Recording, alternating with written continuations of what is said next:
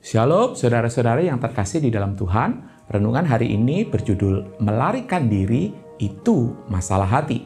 Bahan bacaan kita terambil dari kitab Yunus 1 ayat 3a, demikian bunyi firman Tuhan.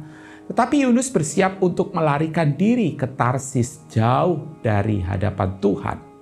Kisah Yunus adalah kisah yang menarik, terutama saat dia memilih melarikan diri dari panggilan Tuhan untuk melayani kota Niniwe.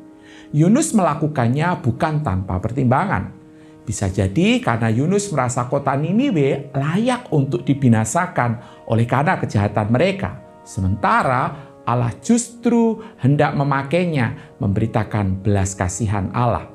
Di titik inilah Yunus merasa perintah ini aneh, sulit untuk diterima dan tidak masuk akal. Maka melarikan diri adalah pilihan terbaik sebagai respon atas panggilan Allah ini. Apa yang sebenarnya terjadi di sini? Di sini kita melihat Yunus memilih pertimbangannya daripada ketaatannya. Yunus mengutamakan kenyamanannya daripada sikap belas kasihan. Yunus bahkan bisa jadi memandang kepantasan dirinya sebagai bangsa Israel dan memandang rendah Niniwe yang notabene dipandang sebagai bangsa kafir.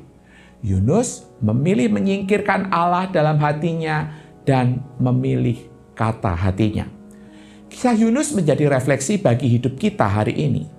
Mari kita renungkan dan pikirkan, apa yang membuat saudara dan saya memilih untuk tidak taat kepada Allah, melarikan diri dari panggilannya, setia melakukan firman-Nya.